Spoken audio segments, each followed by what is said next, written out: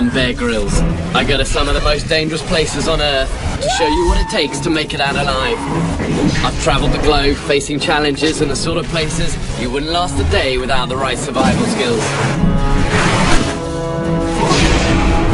Now, I'm in British Columbia, high in the Rocky Mountains. I usually head out into the wild, but this week, using specialist equipment, we're going to bring the wild to me, so I can show you how to survive the most extreme environments. My team will give Mother Nature a helping hand to ensure conditions are as bad as they can get. We're going bigger, better, and more ambitious than ever before. I'll battle the bone-chilling waters of a frozen lake. You gotta keep eyes on me, okay? Before swimming 40 foot under solid ice. I'm wet, cold, I've got to act fast. Blast a ridgeline, set off a huge avalanche, then get buried alive to experience the suffocating conditions of the aftermath. Don't move, I can't breathe properly. I try to find shelter in the middle of a man-made blizzard before frostbite sets in. Up here you go, minus 40! In here it's gonna be way warmer! And careen down the icy mountain at over 40 miles an hour to show you how to pull off a life-saving move. Very class. Wasn't expected. But when you play with the big boys, sometimes you're gonna get hurt. It felt like hitting a wall. I thought I'd killed him.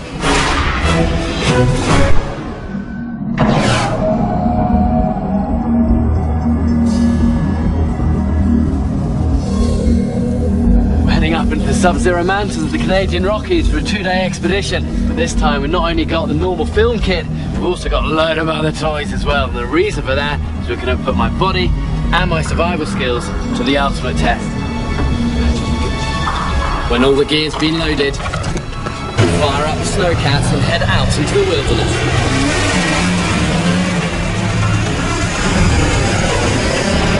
Our first destination, the mountain ridges. Our convoy is heading high towards the snow-covered peaks, where we plan to set off our own full-scale avalanche. Then cover me with over half a ton of snow to experience firsthand what it's like to be buried alive.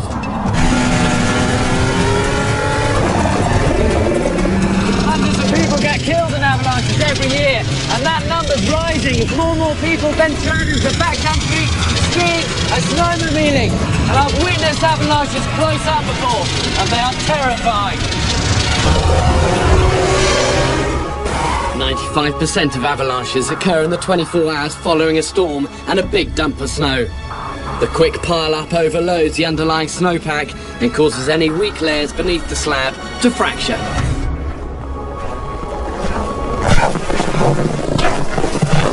See that coming straight off the mountain?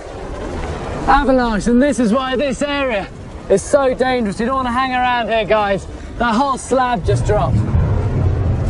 Today, we're back in the mountains, and we're going to set off our own full-scale avalanche to see its deadly effects. If all goes to plan, the whole mountainside will come crashing down.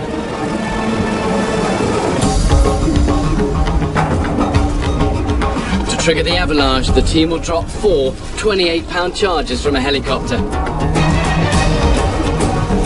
Hello, Dave, this is Danny, over. We're already heading up the mountain, and we're hoping for a big one, but it's way too dangerous for any human. Instead, we'll place a life-size replica skier in the avalanche fall line. It's fitted with a transceiver, which is used by backcountry skiers. It sends out a signal which rescuers can track, even if it's buried deep. Once the avalanche is triggered, we're sending the search and rescue guys. See how long it actually takes them to reach the dummy.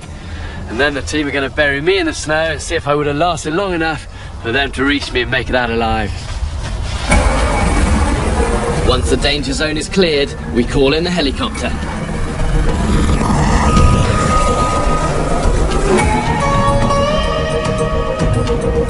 Hey, we're gonna go circle around your left there, right around there to the left.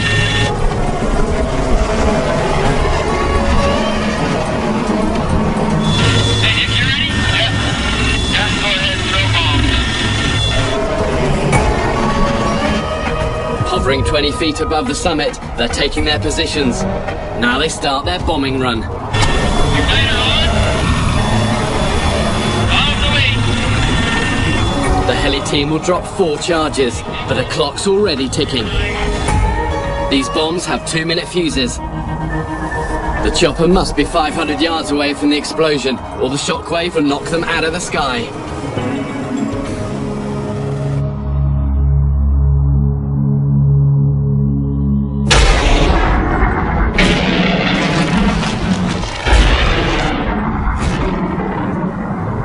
The mountain is moving. Avalanches can travel over 200 miles an hour, and this one is heading straight for our skier.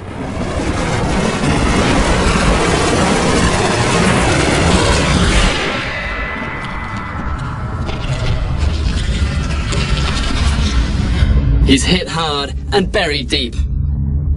Okay, so rescue team in position there. Let's get them going. Nick, hello, it's Bear. Do you copy over? Go ahead, Bear. Okay, buddy, let's execute the search. Execute the search, over. Okay, that's the clock ticking. Let's see how long it takes them. Most avalanche victims die of suffocation. Time is your enemy. If nobody reaches you within 45 minutes, your chances of survival are only 20%. After 2 hours, that drops to almost 0. Using the transceiver to locate the buried skier, they follow the signal in, then start to probe. After 5 minutes, the probe hits something. Bear, we have a strike. Well done, buddy, well done. These guys have pulled out real avalanche victims, both dead and alive. They take it very seriously. There's a snow right here. Right there, I'll get the front. Digging a victim out is no easy task. Just buried 3 foot under, our skier is covered by over half a ton of snow. Take our snow. What do you see? They dig for 3 minutes before they start to uncover him. Look at the back of his head, Nick. Uncover his face. Bear, from Nick. We've got the face exposed. Okay, good job. That is 8 minutes, 15 seconds. Good work, team. Okay, Bear out. Our skier was under for more than 8 minutes. It's my turn.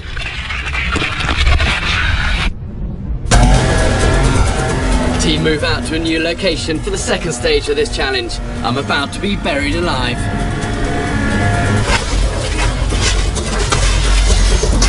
They're digging a deep snow hole to put me in, and this test will simulate what it's like to be covered by 12 feet of snow. Many die just 2 feet under. So what I'm going to be doing is breathing through this tube, and that's going to be buried deep under the snow. And it's effectively restricting the amount of oxygen that I'm getting that simulates being buried in an avalanche. And I've experienced this restricted oxygen before high on Everest, and it's definitely a very frightening thing to go through, very disempowering. It's just sucking, but nothing's filling your lungs. If I'm honest, I'm definitely nervous about this one. This is so dangerous, I've been hooked up to monitors that show carbon dioxide levels and blood sats, the oxygen levels in my body. It's a good indicator of asphyxiation. If any of these go off the scale, they've only got seconds to get me out. Once I'm in position, the team start to dig me in. Then they fire up the snowblower. And within seconds, I'm completely covered. Deep under the snow, there's no room for my crew, but by plunging a small camera down a stretch of piping, they can get the shot of me buried in my snow coffin. I lost a close friend to avalanche. Her body was never found. I always thought she was invincible, and since then, I've had a wary respect for avalanches. In truth, I'm scared of them. This tube simulates a burial at 12 feet and heavily restricts my breathing. And already, this feels way too close for comfort. Bear, that's a minute. Your blood sats are good, but the CO2 is building up. Feels like a lot more than a minute. I'm not enjoying this. It's, you know, just very claustrophobic, you know. When the snow from an avalanche settles, it sets like concrete. You can't break free from its icy grip, and its pressure is crushing.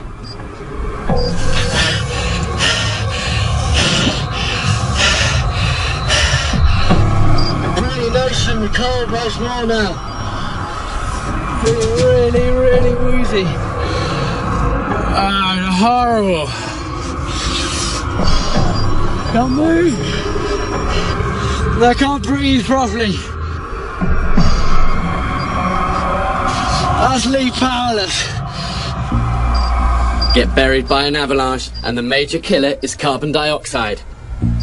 As you exhale, it fills the space around your mouth, and eventually you asphyxiate. We're at the threshold now, Bear.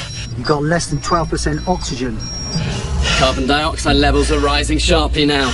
As the oxygen level plummets, it gets harder and harder to breathe.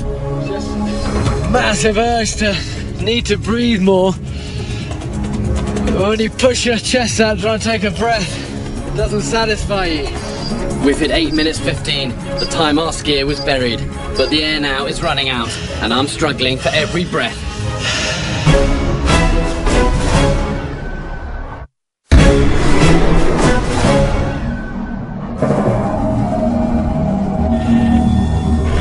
I'm high in the Canadian Rockies, where we've just set off a huge avalanche.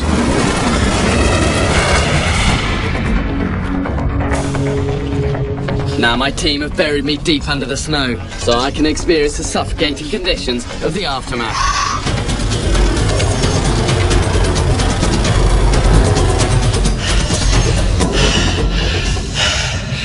They've been monitoring my body for over 8 minutes. Now the air is running out, and I'm struggling for every breath.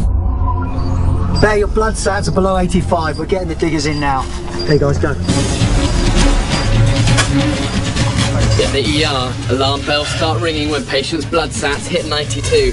Mine are down to 82. There's very little oxygen in my blood. They've got to get me out of here fast. Trying to get the weight off my chest. Keep shoving on the lower part of the body. Oh man. So powerless when you can't breathe. But literally as soon as that oxygen comes in, it's like someone turning the light on, you know? Just needs human contact. You're right. You're right. Gives a hug. Good. Wanna? Good. Alright. They're tough. I don't know that at all. I never want to go through that again. Lesson is, never ever get in an avalanche. You know, plan where you're going, think smart, and don't take unnecessary risks. I've witnessed the destructive force of an avalanche and survived the aftermath. Now I face another of nature's killers, the blizzard. In the wild, it's hard to predict when storms will hit, but using our specialist gear is no problem. My team will make it happen. We've been caught in a blizzard before in Iceland, and yeah, we have 40-mile-an-hour wind, sub-zero temperatures, visibility almost zero. Trust me, it just becomes a nightmare. As temperatures dive and wind chill rises, the onset of frostbite is never far away. Getting out of the wind can mean the difference between life and death. I'm going to show you how to survive nature at its worst by recreating my own perfect storm. I've pulled in 2 wind machines, switched these on, and we'll have our own instant blizzard. These guys can pump out winds out to 45 miles an hour. It's below freezing now, so when these guys get going, that temperature's just going to plummet. To measure the wind speed and wind chill, we've set up 2 small weather stations. One located outside the blast of the machines, the other one will be with me, right in the thick of it. To make things even colder, we're going to wait for the sun to go down. But we'll need light. Once the snowcats are put into position, we're ready to go. Arrival out from the other side, Tim, okay? Hold on.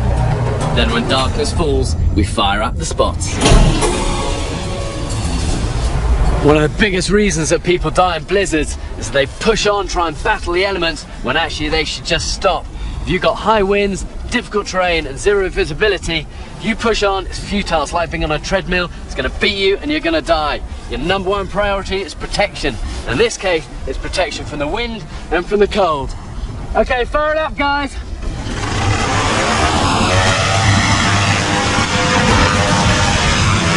Okay, go. Gotta try and cover up. in. Let's get into this.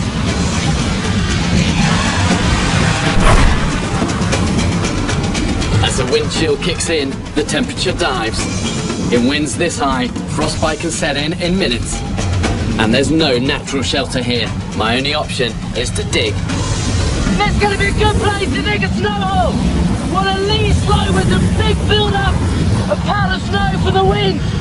Also, if you dig it into a slope, when you're shoveling, gravity's going to take the snow down away from you. Let gravity do the work.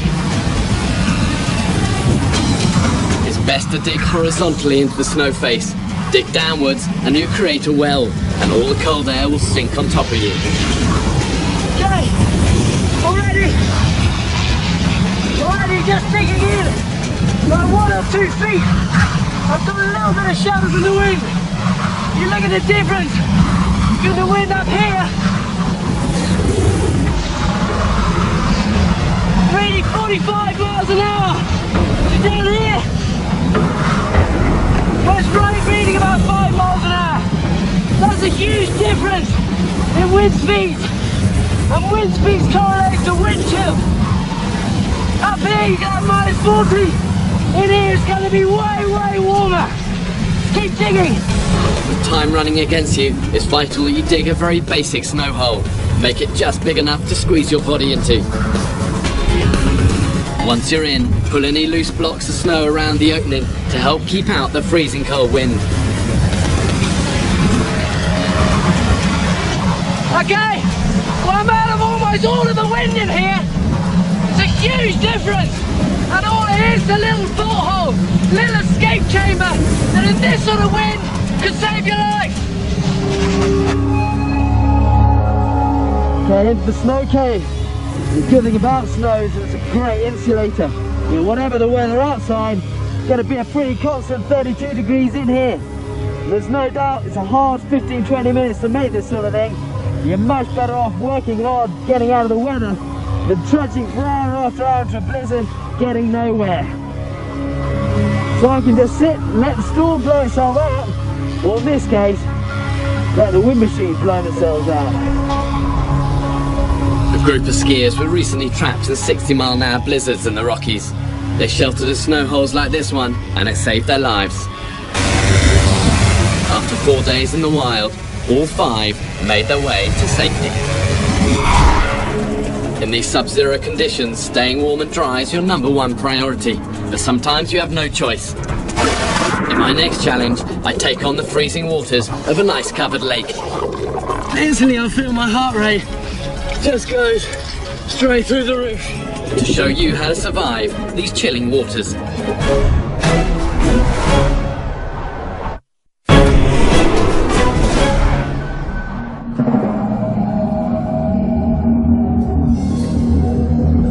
My team and I are in the Canadian Rockies, carrying out an experiment, recreating the worst that Mother Nature could throw at you. In my next challenge, I take the plunge into the freezing waters of an ice-covered lake. I've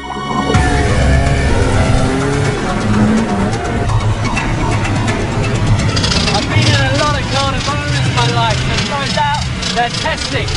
You can burn up an insane amount of energy out here to battle, stay warm and dry. Once you get wet, your body starts to lose heat 25 times faster. Okay, let's get into it. But in a dynamic survival situation where you plan to walk your own way to salvation, sometimes you've no choice but to take the plunge. Okay, we're in. Even if it is an ice-covered river. When you're moving through the wild, you can never predict what obstacles lie ahead. But today, I know exactly what to expect. My team are with me to give nature a helping hand and ensure that I face her at her wildest. Temperature's well below freezing. You can see it's got a big frozen lake in front of us here.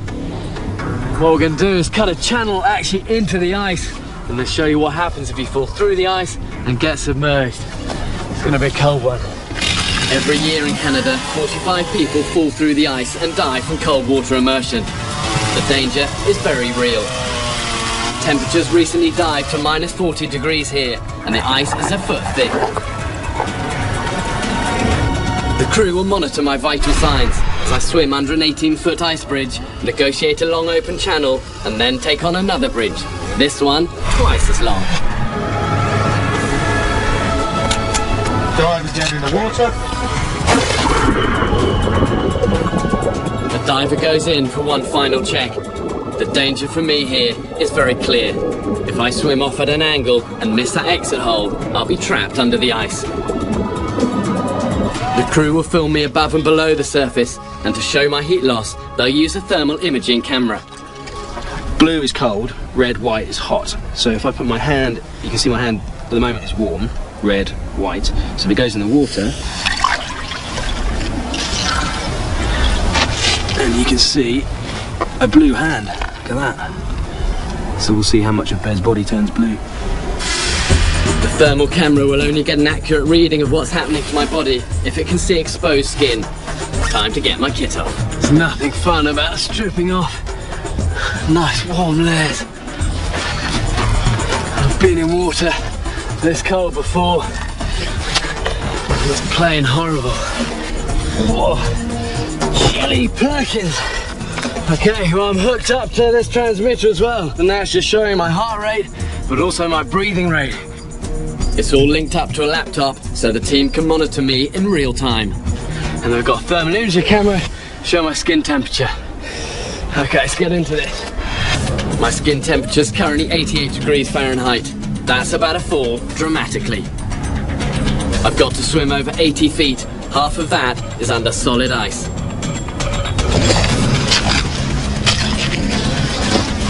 Okay, let's go for this.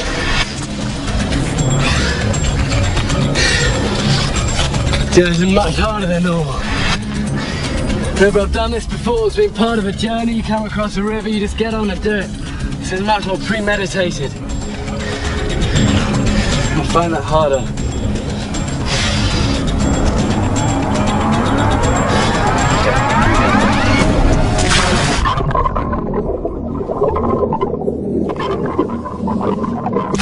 Okay, first you've got to do is fight that sense of panic that's very natural when you're in freezing cold water like this. And instantly I feel my heart rate just goes straight through the roof. And the danger of that is cardiac arrest. You've got to try and slow it and keep that panic away. Okay, under the ice. The danger of me here, guys, is not getting the line right. You know, if I start heading offline, you got to keep eyes on me, okay? I got no safety line here. You get it straight. Survival is all about understanding and controlling your reflexes. Watch as my heart rate drops from 160 beats per minute to 55. It's known as the mammalian dive reflex. When your face is submerged in cold water, the heart slows dramatically. It gives you vital extra seconds to make it to the surface.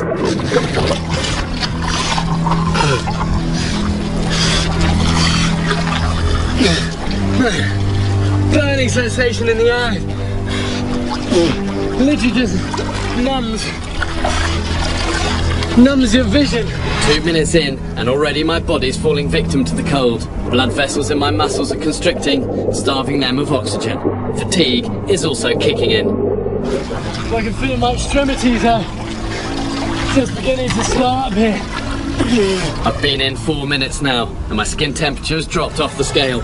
Your skin temperature's gone from 83 to 32 degrees. That's freezing. And Inuits have a thing to test where their hands are getting too cold when they're fishing. They can no longer touch their finger, the little finger and thumb together. It means they've got to start warming their hands up. The clock's ticking. Stay in here another few minutes and you'd be unable to swim. After 10 minutes, you'll be unconscious and drown.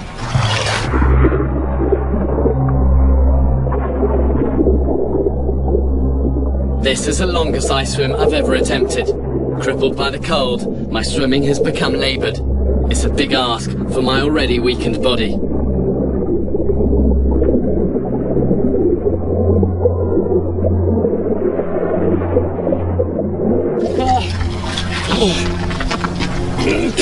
My head. Gotta get out of here. What you do next could mean the difference between life and death. It's quite faint. Get stuck like this in the wild without any crew, and you've got to kick into survival mode. I'm going to show you what to do to make it out alive. Okay, I'm wet, cold. I've got to act fast before I start losing all feeling. Problem is I don't want to put these clothes on when I'm this wet. We just make the clothes wet. We get the snow and roll in it. And what pound the snow will do, because its crystals will absorb a lot of the moisture. Just take some of that off me so I keep my clothes dry. It's getting out of shell on. The snow has done its job. Now to get my clothes back on. Feels like my toes and fingers are being stuck in a fire. Weird sensation. Extreme cold, feels so like extreme heat. It's just really, really painful and almost unusable. Once you leave the freezing water, your body starts pumping blood back to the extremities. It's known as the afterdrop. And with the blood diverted, your core temperature can then plummet. You need fire and fast. They always talk about that golden 5 minutes after being extreme cold water. But even though you're cold, what you have working for you is adrenaline. You've got to use that adrenaline just to fire you, to keep you going until you've got a life-saving fire.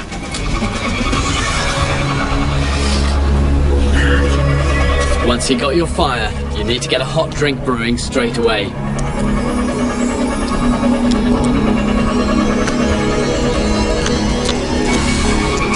Really what I want is some food and some sugars to replace all that lost energy. But you know, a bit of spruce needle tea do the trick. It's going to warm me, give me a bit of vitamin C. So just make me feel a load better again. On thermal imaging, you can see the bright white cup full of boiling hot tea. Get that inside you and it'll begin to stabilise your core temperature. Of all the environments, it's the extreme cold that hits me the hardest. I've suffered frostnip before on my fingers and toes, and the damaged capillaries have never fully recovered. It gets me every time. That was cold. That's it, I'm done with ice swims.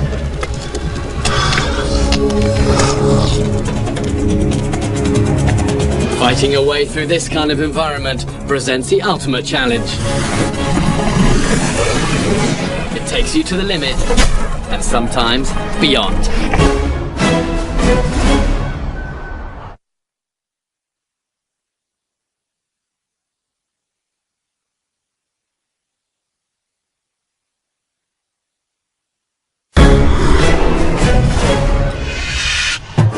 I'm in the Canadian Rockies on a special mission, taking control of the elements. We've set off an avalanche, whipped up a blizzard, and carved out a frozen lake. Fighting your way through the wild to safety is my kind of survival. But sometimes knowing when and where to stop is the key. All the environments, it's the cold, where a good shelter can make the difference between life and death. Keep you warm, keep you dry, and that's what you need to make it through very cold nights.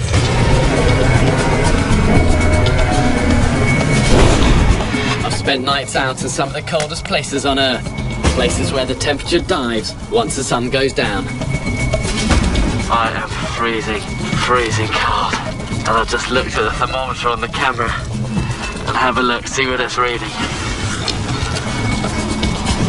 It's saying minus 30 degrees. And really at the moment this is just becoming an endurance exercise. Building a shelter and making fire takes time and uses vital energy reserves. But it's always worth the effort. I'm about to show you what difference they really make to surviving long cold nights in the wild. Okay, I want to get this cross member up nice and high, and also I want the heat from the fire to come up, be caught and circulate through my shelter. Lay small branches off the back of the cross member, ideally covering the full width of your shelter. Spruce boughs will act as my bedding. Tiled on top of each other, they also make a perfect roof for the shelter. Start thatching this from the bottom upwards. It always amazes me but just stacking a few branches and twigs together can make a huge difference. Keeps the wind out and helps keep you warm. So I'm well insulated from above, well insulated from below. And if I make a decent fire here, I'm gonna be really, really nice and toasty. Let's get a fire going.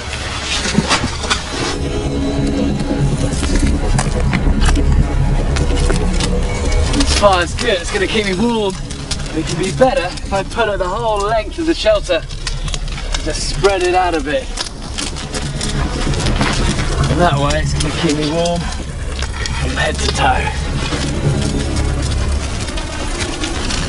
You can tell it is way, way warmer here because of this.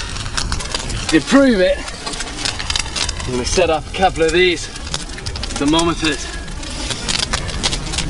I'm going to leave one here inside the shelter and then put one right out there, and you're going to see the temperature change between there and here in the morning.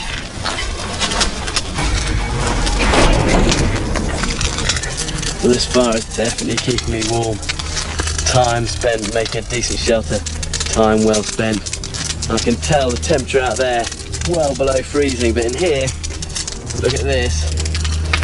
Yeah, this is registering about 46, 47 degrees. It's no sauna, but at this temperature there's minimum risk of me getting hypothermia or frostbite. So this is good news, I'm nice and warm in here. It makes a change.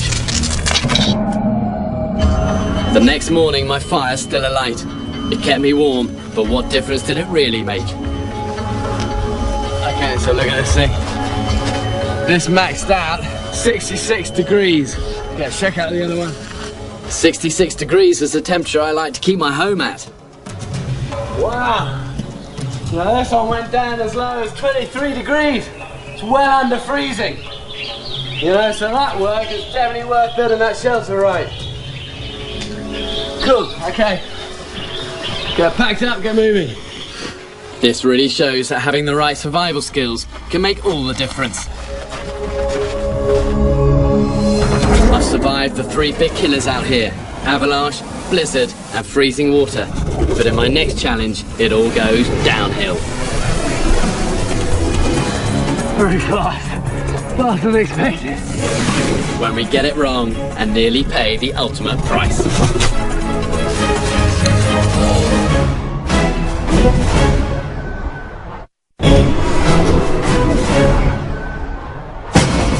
I'm in British Columbia, in deep winter, where I survived the chilling water of a frozen lake. Can I get out of here? Back on solid ground, the team and I head for the hills. The snowcats make easy work of these conditions, and without them, it would be a completely different scenario. In winter time with thick snow cover, moving anywhere on foot is just hard work. You get deep snow well up to your waist, and your pace can reduce to literally a crawl. But on steep ground, pace is the least of your worries. Slip here and you'll be heading downhill fast. Hitting rocks at speed can be fatal. You need to know how to stop your slide. As the convoy climbs, the terrain gets steeper. We're heading for the mountain peaks, where I'll face my next challenge, a high-speed glissade. Okay, let's go, guys. To show you how to survive a fall in terrain as demanding and steep as this, I'm going to deliberately throw myself down the mountain, then try to arrest my descent. But this deep winter snow is too soft to stand any chance of sliding. Our snowcat, though, will soon fix that. Plowed out, the track will be just like summer snow that has thawed and refrozen. Hard and slippy.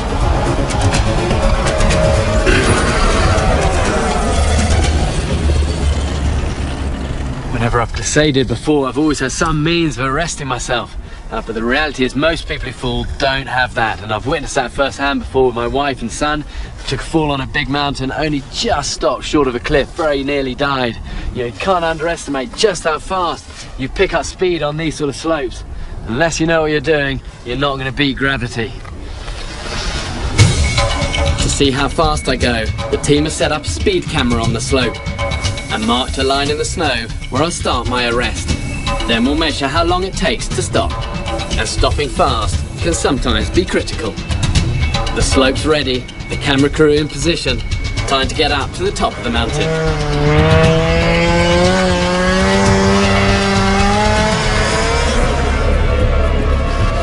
Okay, this is the top of the slope. You know, as is often the case with mountains, so you get up the top and look down, it often looks much steeper. When you see Dave halfway down with a radar gun, yeah, I reckon this is going to be quite fast. To make it even faster, I'm going to ditch a rucksack. That's only going to act as resistance. And then also tuck my jacket into my trousers. Okay. I kind of suspect this is going to get quite fast. On this run, I've got no ice axe.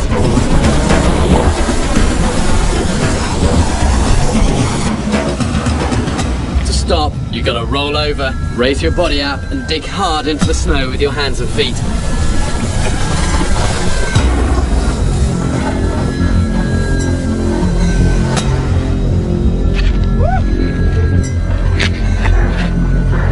Very fast. Faster than expected. But exactly how fast? 37 miles an hour. You get a ticket in an urban place in UK with that speed.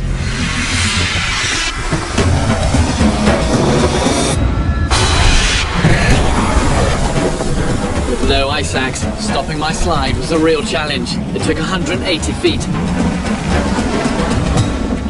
That's half the length of a football field. Now to head back to the top and try again. This time with an ice axe. How much quicker can I stop? An ice axe like this can massively help you arrest the fall. The danger is you're travelling very fast.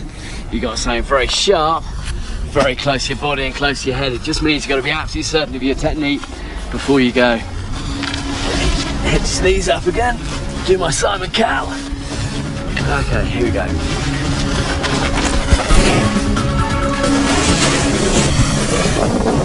This time I hit 43 miles an hour. Cameraman Simon filming from a sledge right behind me. Using the ice axe, I'm stopped dead in 53 feet. But Simon's still going flat out. Lost in the snow cloud. He plows straight into me. Is he okay? Is he okay? Stunned, the team fear the worst.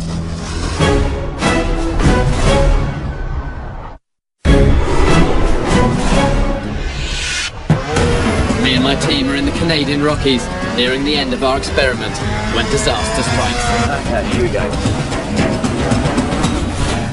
Sliding downhill at 45 miles an hour, cameraman Simon and I have just suffered an enormous impact. Within seconds, the safety team jump into action. My leg has sustained a massive impact. The pain's intense, and the worry is, has my femur broken? Once I'm on the stretcher, they move me to a snowcat to assess the damage.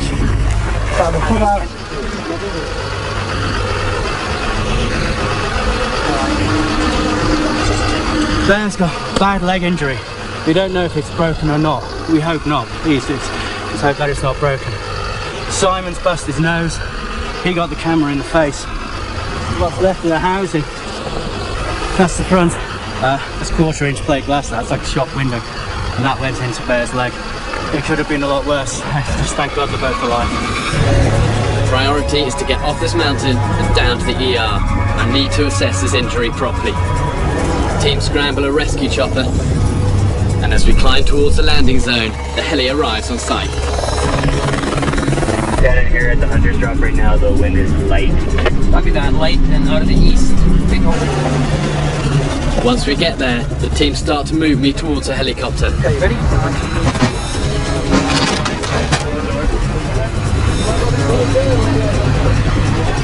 But it's also clear that cameraman Simon's nose is broken. Within seconds. The first thing I did was feel that. Yeah. An interesting look.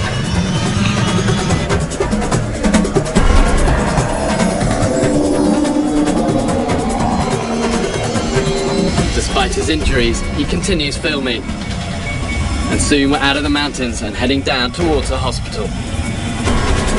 The x-rays show no break, but my leg has a severe hematoma, swollen to twice its normal size. Simon's nose is broken, but both of us are just glad to be alive. Going over that brow, over the red line, and seeing it disappear into the snow cloud, just the worst feeling. Then it just sort of played out in slow motion, and I tried to steer, but I had no idea where he was, so I thought immediately, don't hit him, don't hit him, don't hit him. And as soon as I was having that thought, bang, I hit him. It felt like hitting a wall. And I thought I'd killed him. I remember the impact, and I remember screaming, and I remember my first emotion was, if that had hit my head, I'd be dead. I was just looking at him, and he was just in tears, holding his leg.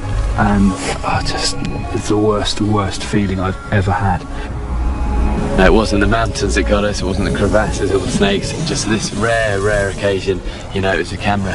But, you know, that's part of the job, that's part of fighting to get that camera so close to the action.